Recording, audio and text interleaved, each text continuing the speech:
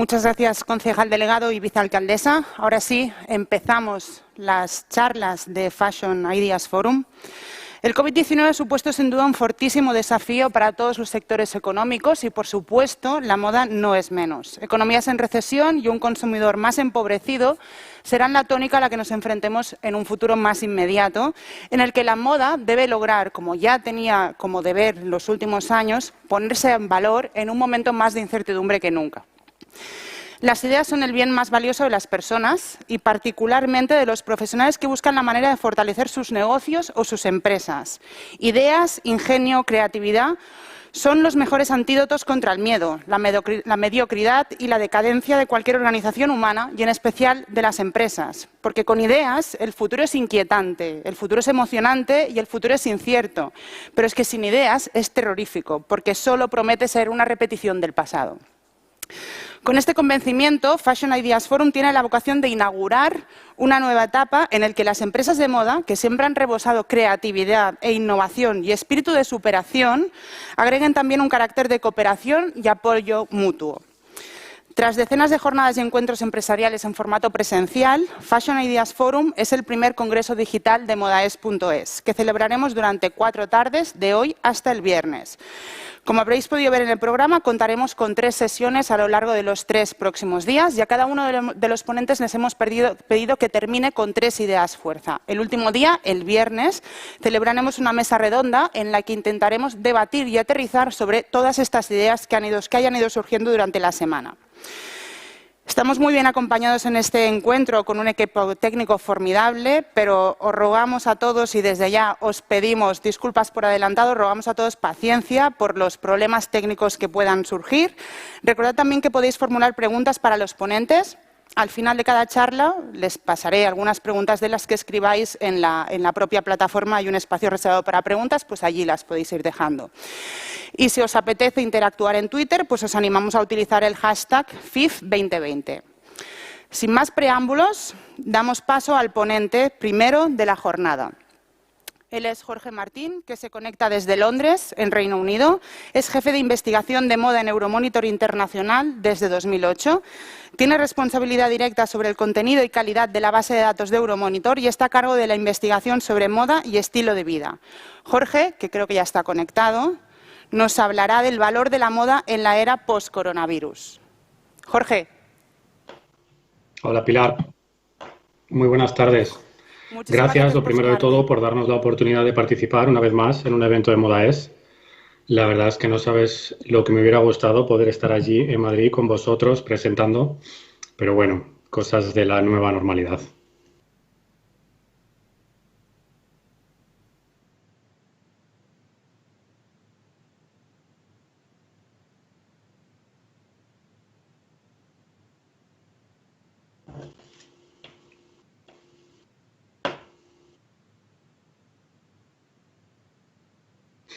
Bueno, no te oigo bien, Pilar, entonces voy a comenzar. No sé si me estás escuchando, si me estáis escuchando bien a mí.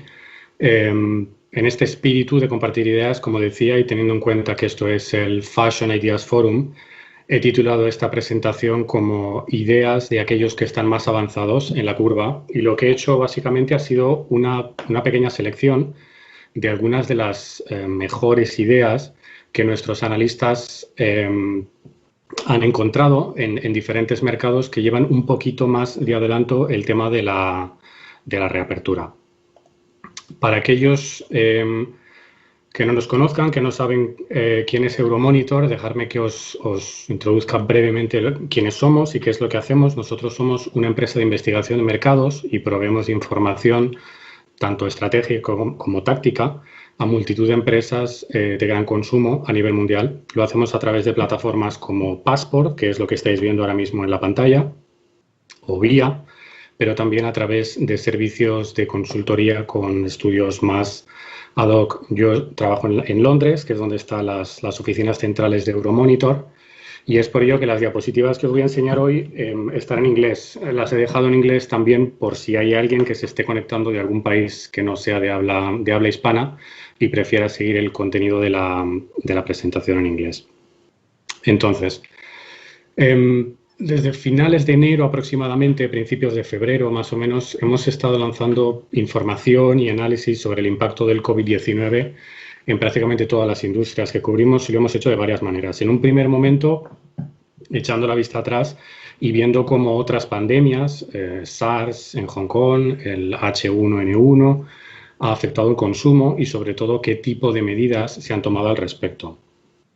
Justo después, analizando el impacto de la compra compulsiva o el desabastecimiento en el canal online, pero sobre todo lo que hemos hecho con la mayoría de nuestros clientes ha sido construir escenarios y modelos e ir recalibrando según avanzaba la pandemia para permitir dos cosas. Lo primero, que puedan ejecutar con plena confianza y lo segundo, hacerles conscientes de que incluso en una crisis tan terrible como esta, también hay oportunidades en un escenario como este.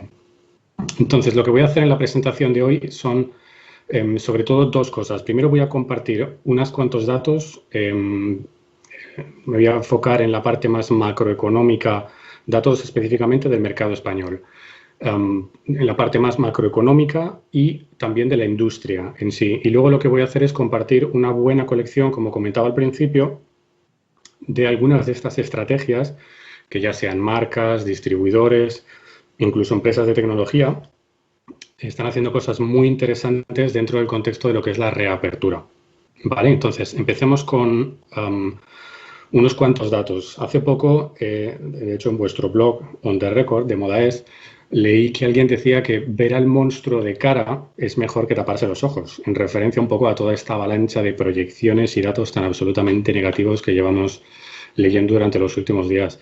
La verdad es que no podría estar más de acuerdo con la afirmación, así que voy a empezar con algunas de esas proyecciones en el aspecto más macroeconómico para que entendáis un poco en dónde se va a mover la industria de la moda en España en los próximos meses.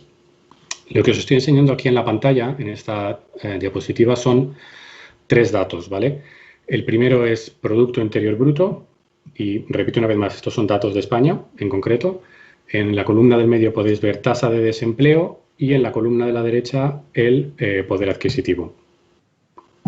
Empecemos por la primera, en color naranja, el Producto Interior Bruto. Como veis, una bajada brutal. Estamos hablando de una bajada del Producto Interior Bruto en este año, en 2020, del 8%. Para que os hagáis una idea, para ponerlo un poco en contexto, esa bajada del 8% es el equivalente a toda la bajada, es prácticamente un pelín menos, pero prácticamente la misma bajada que el Producto Interior Bruto sufrió entre el año 2008 y el año 2013. Es decir, estamos hablando de comprimir en un periodo de 12 meses toda la bajada que durante el periodo de la crisis la economía sufrió en un periodo de 5 años.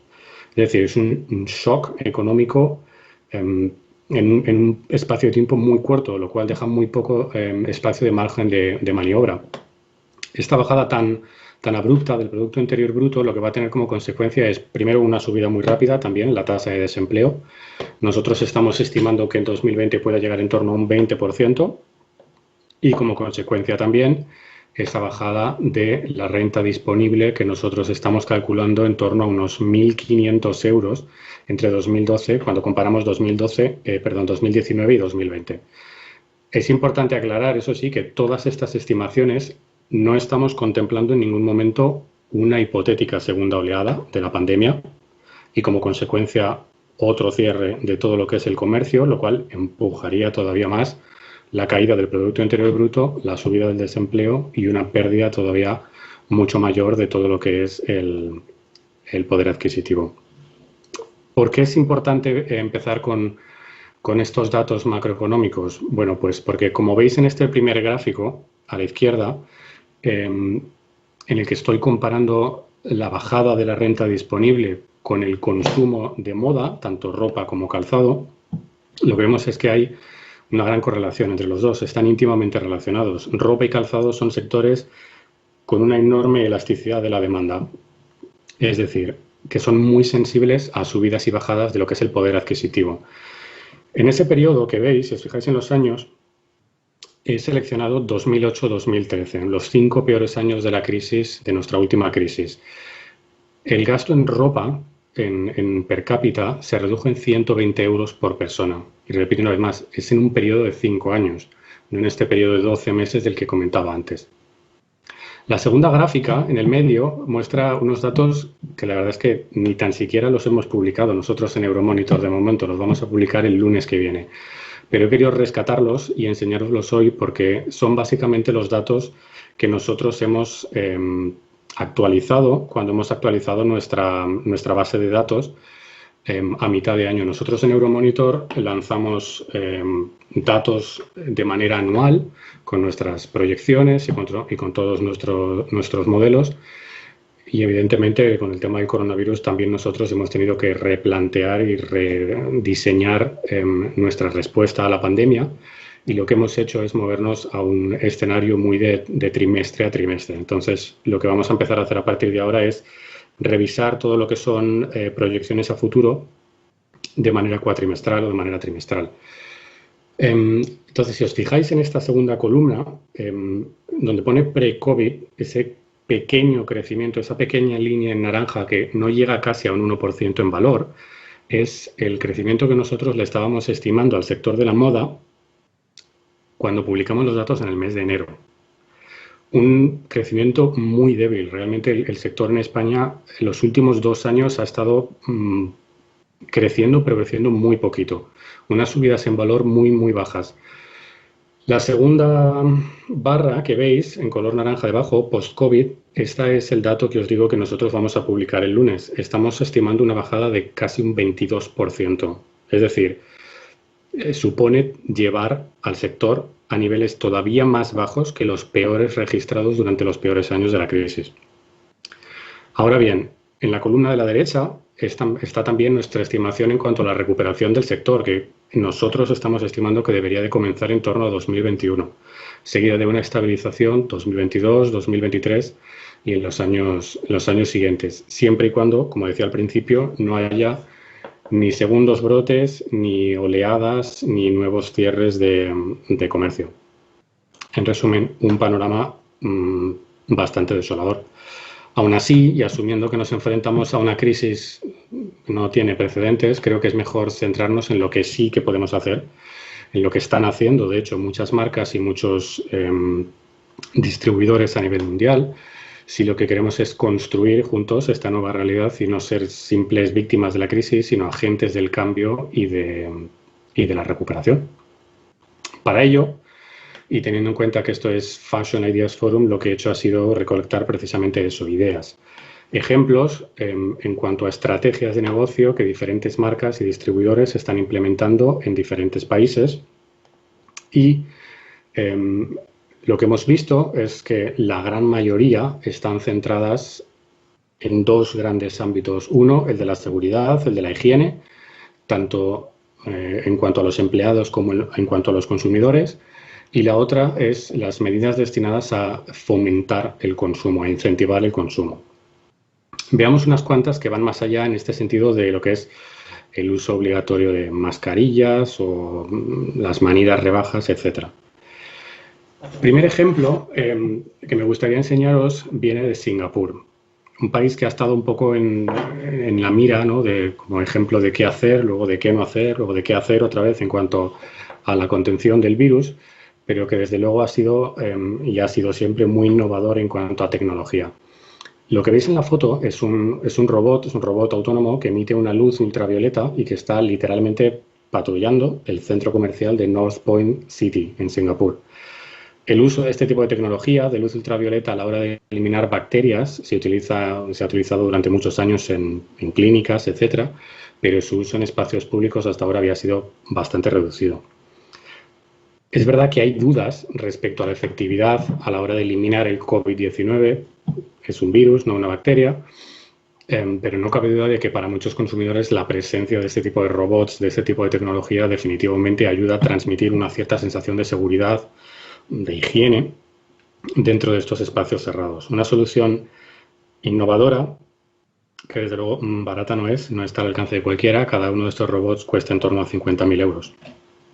El segundo ejemplo que también me ha parecido muy interesante es el de, una vez que los consumidores ya están dentro de estos centros comerciales, es el de las aplicaciones para las colas virtuales. Teniendo en cuenta que mientras haya medidas de distanciamiento social, los consumidores van a tener que hacer fila para entrar en la gran mayoría de las tiendas. Este tipo de tecnología me parece que es súper interesante para eliminar la molestia de tener que estar en fila durante largos periodos de tiempo hasta acceder a las tiendas.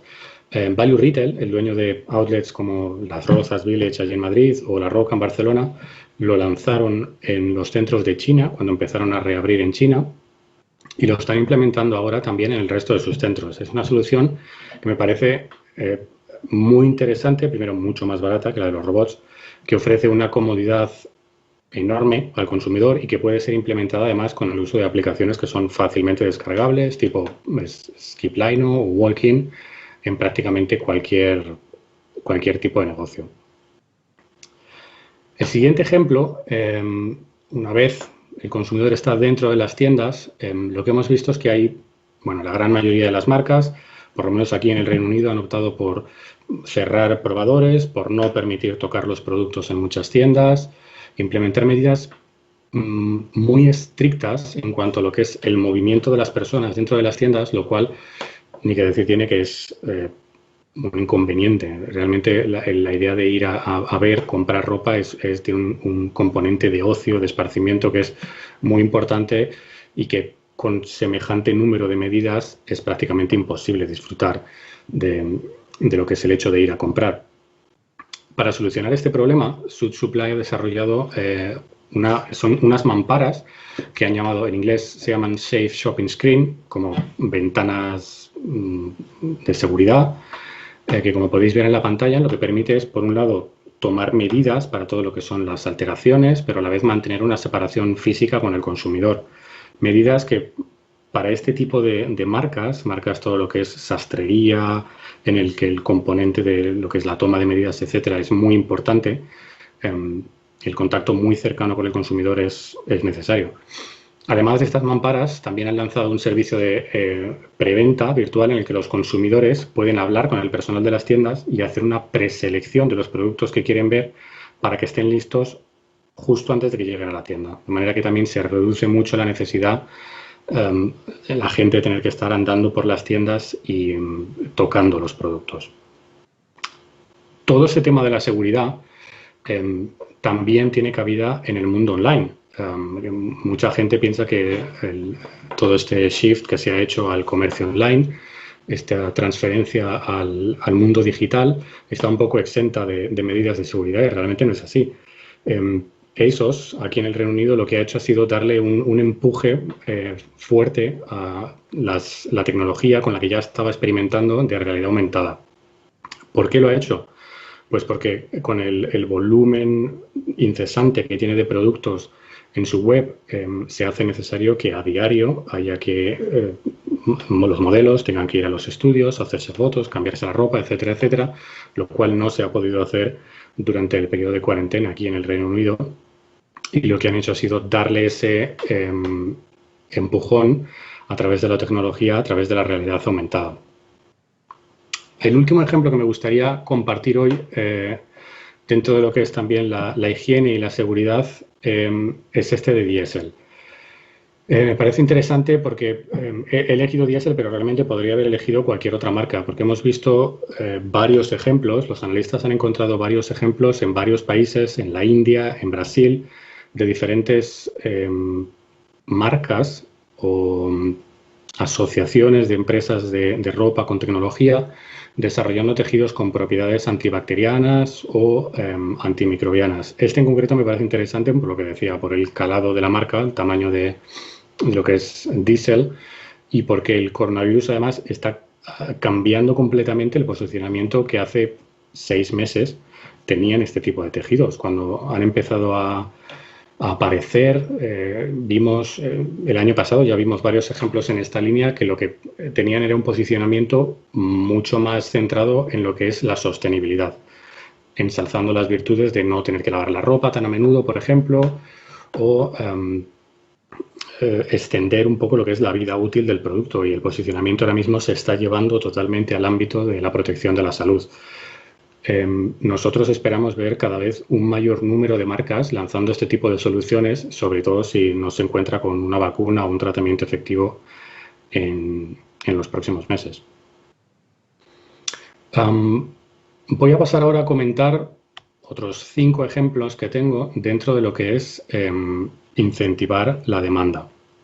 Más allá de lo que es la estrategia universal, que yo creo que prácticamente en todo el mundo se está llevando a cabo, que es la de un descuento de los precios muy agresivo, distintos agentes, bien sean marcas, incluso gobiernos, están haciendo cosas con el mismo objetivo, pero de una manera completamente diferente.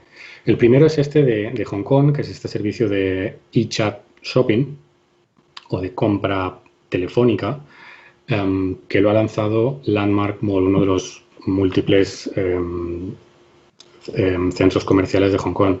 El servicio está disponible en la aplicación móvil de Landmark Mall y es una mejora de su servicio de venta online en el que los clientes pueden seleccionar, reservar o comprar en WhatsApp mientras se comunican con el personal de la tienda. El pago se hace de manera online y las compras se pueden o bien recoger en tienda o bien se las envían al domicilio al consumidor. Me ha parecido una manera muy interesante de acercar ese canal digital al consumidor, ofreciendo un servicio extra y sobre todo una atención totalmente personalizada que, como os imaginaréis, para determinadas marcas de lujo y sobre todo en mercados específicos y canales específicos como el de este centro comercial, es súper importante. El siguiente ejemplo viene de China y este es a nivel más gubernamental. Lo que hemos visto es cada vez un número mayor de gobiernos locales que lo que están haciendo es ofrecer vouchers o vales digitales electrónicos con dinero para reactivar el consumo local. A finales de abril, el último dato al que yo he tenido acceso, se habían repartido más de $1 billón con B de dólares siguiendo esta fórmula. Es una medida que en cierto modo empuja el consumo sin tener necesariamente que apostarlo todo a las rebajas y los descuentos agresivos que, como estamos viendo, una estrategia es muy peligrosa porque es muy difícil salir de ella una vez que el consumidor se ha acostumbrado a precios siempre en constante descuento. Esto lo hemos visto nada más terminar la última crisis. Y el siguiente ejemplo viene un poco en esa línea también. Harrods, un poco más cerca, aquí en el Reino Unido. Después de casi 3 meses cerrado, hace unas semanas Harrods anunció que por primera vez en sus 170 años de historia va a experimentar con el concepto de pop-up o tienda temporal, tienda itinerante, para darle salida evidentemente a todo el stock que ha acumulado durante la pandemia en un espacio diferente, separado y distinto completamente al de su espacio habitual. De hecho, está en otra zona de Londres completamente. Harrods ha explicado que el objetivo que tiene es reducir aglomeraciones en su tienda, aunque a decir verdad, yo creo que el objetivo realmente es separar y de ese modo proteger un poco la imagen de marca, de lujo, pensando en su cliente habitual al que poco le importan los descuentos. Evidentemente, este pop-up estará situado en Westfield, un centro comercial en el oeste de Londres durante todo este mes, durante todo el mes de julio. Siguiente ejemplo, también aquí en el Reino Unido, es The Box, que también está un poco en la línea de lo que es el descuento, pero no el descuento tradicional o el descuento en tienda. The Box realmente es un espacio multidisciplinar, es una especie de nave que lleva ya un tiempo utilizándose como espacio multiusos. Normalmente se utiliza para dar cabida a ventas de muestrarios, lo que son sample sales, de diferentes marcas, pero me ha parecido muy interesante por 2 motivos. Primero, porque el concepto en sí de venta de muestrario, de sample sales, que en sus comienzos estaba destinado prácticamente al 100% para bien personal de la marca o para grupos de consumidores muy, muy reducidos, muy exclusivos, se ha democratizado total y absolutamente y ahora realmente cualquiera puede participar en una venta de muestrario, lo cual le da acceso a cualquier consumidor que quiera inscribirse en realidad. Pero me parece interesante también porque lo que han hecho en The Box durante la pandemia es llevarse ese espacio físico, que fue diseñado como un espacio físico, al mundo digital, respetando así medidas de seguridad y de distanciamiento social.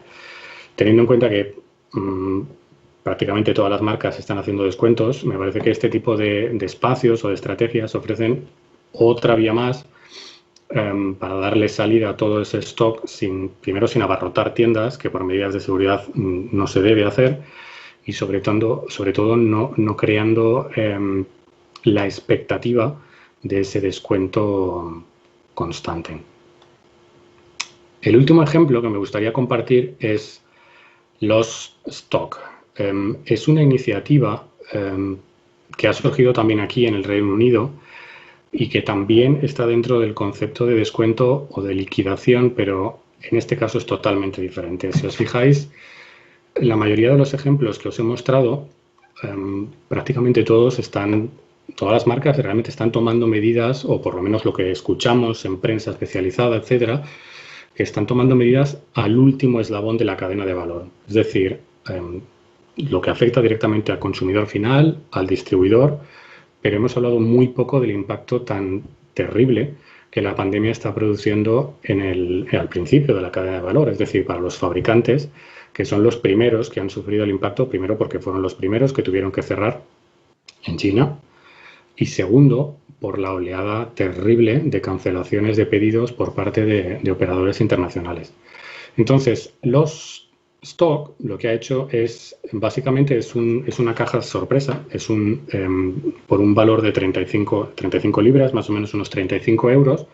Lo que ofrecen a los consumidores es comprar una de estas cajas misteriosas en las que hay un mínimo de 3 prendas de ropa. Cuando te inscribes tienes que dar tus detalles sobre si eres hombre o mujer, si tu talla, ciertas preferencias en cuanto a marcas, etcétera. Y lo que recibes es una caja con 3 productos como mínimo del doble de valor de lo que has pagado, es decir, 70 libras. Lo que no sabes es lo que vas a recibir, evidentemente, pero lo que sí que sabes es que esos 35 libras que estás pagando por esa caja van destinados a ayudar a productores y fabricantes de ropa y de calzado en Bangladesh, que, como decía, es el eslabón más débil en la cadena de valor y a la vez también ayuda a pues que no haya una montaña de ropa tirada y no reciclada. Hasta aquí con los ejemplos. Me gustaría ahora terminar con 3 ideas, 3 reflexiones, como comentaba Pilar al principio. La primera, que no hay vuelta a la normalidad. Esta nueva normalidad, entre comillas, la vamos a construir entre todos y ojalá que eso signifique llevar a la industria a un territorio de valor, no tanto de volumen como en los últimos años. La segunda, pues que la situación es de suficiente gravedad como para pensar en términos de colaboración más que de competición si queremos salir adelante. En este sentido hemos visto varios ejemplos. Me viene a la cabeza Zalando, por ejemplo, que ha permitido y ha acelerado todo lo que son los procesos para que las marcas puedan vender a través de la plataforma de Zalando para dar salida a su stock.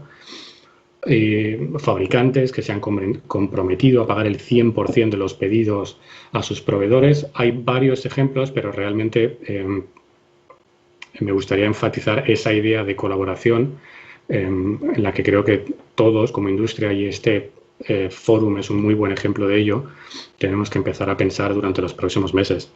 Y por último, la idea de COVID como un acelerador, como un catalizador de diferentes tendencias. Quizá la más obvia es la de la digitalización, que ya estaba presente antes de la pandemia y que ahora está acelerándose a toda velocidad.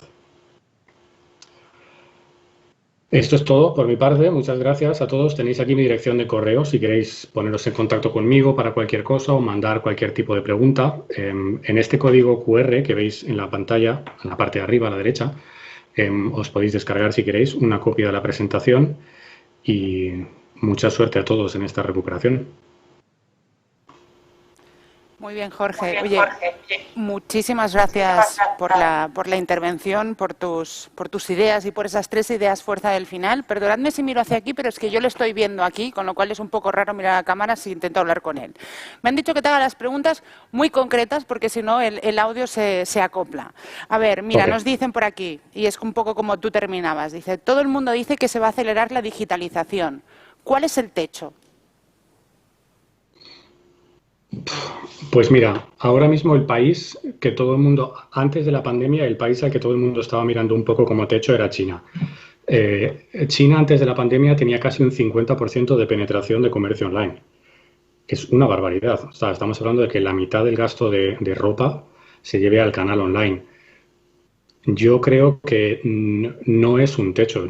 Me parece que el coronavirus es muy probable que lo que se lleve por delante sea mucho punto de venta. De hecho, ya hay grandes empresas en España, Inditex, la semana pasada Nike, cuando presentó resultados que están diciendo claramente que van a cerrar tiendas. Si los grandes lo hacen, los pequeños es muy probable que lo tengan que hacer igual. No creo que lleguemos a un 100% de venta digital. La tienda es importante, el, el servicio que se recibe en una tienda no es comparable al del canal online, por mucho que haya este tipo de estrategias de venta telefónica, etcétera. Es muy difícil dar una cifra. Yo no me atrevo a dar un porcentaje de a dónde se puede llegar, pero diría que no me parecería raro si muchos países llegasen a ese 50% que China, antes del coronavirus, estaba ya en ese punto. Mira, también preguntan, ¿qué impacto crees que va a tener esta crisis en sistemas como la suscripción o el alquiler? Es cierto que venían creciendo muchísimo, ¿vale? ¿Qué va a pasar a partir de ahora? Pues mira, hay dos opiniones al respecto. Yo te voy a dar la mía. Ha habido algunos estudios en los que se ha intentado un poco, yo creo que, ensalzar un poco el valor de este tipo de compra de moda. Es verdad que estaban funcionando súper bien, pero a corto plazo yo creo que el miedo del consumidor a la hora de ponerse ropa que no es nueva, que ha sido utilizada antes, por mucha seguridad que se le pueda dar en cuanto a desinfección, limpieza, etcétera, etcétera, va a pesar más. Yo creo que son modelos de negocio que tienen potencial a futuro, pero no a corto plazo. Yo creo que son modelos de medio largo plazo y yo creo que la mejor prueba de que esto es así un poco es precisamente en qué países son en los que están funcionando o estaban funcionando especialmente bien, que es en Estados Unidos, por ejemplo. Países muy, muy desarrollados, países cuando realmente el consumo en volumen llega a un punto en el que no es factible que siga creciendo a esa velocidad, que la gente empiece a experimentar con este tipo de modelos de negocio. Yo creo que en España vamos a tardar todavía un poco. Otra pregunta. Dicen, ¿China era el mercado de mayor crecimiento de la moda hasta el coronavirus? Preguntan, ¿lo seguirá siendo? ¿Cuál es hoy el mercado de futuro del sector? Dinos, a ver si te atreves a decirnos 3 países de futuro para el sector. Pues yo creo que van a seguir siéndolo a ver, a no ser que haya una mega catástrofe otra vez y otra más oleadas y más cierres, etcétera, etcétera. Yo creo que China va a seguir siendo y se va a convertir ya en el mercado global más grande de la moda. Yo no dejaría de contar con un país como Estados Unidos por el tamaño. A nivel de países más en vías de desarrollo, hay muchos. México, Indonesia, Tailandia es súper interesante. Hay varios países en Asia-Pacífico, más allá de China, que en los últimos años han estado creciendo mucho también. Indonesia es posiblemente el más interesante. Y una última pregunta. Dicen, ¿qué segmento del consumo se verá más dañado? ¿Premium o low cost? Premium. Premium, sin duda, y sobre todo en España. Nosotros, evidentemente, todo lo que es mercado de lujo depende mucho de todo lo que es el movimiento del consumidor de China, del consumidor de Oriente Medio. Ahora mismo está todo absolutamente parado. No sabemos cuándo esa gente se va a poder empezar a mover.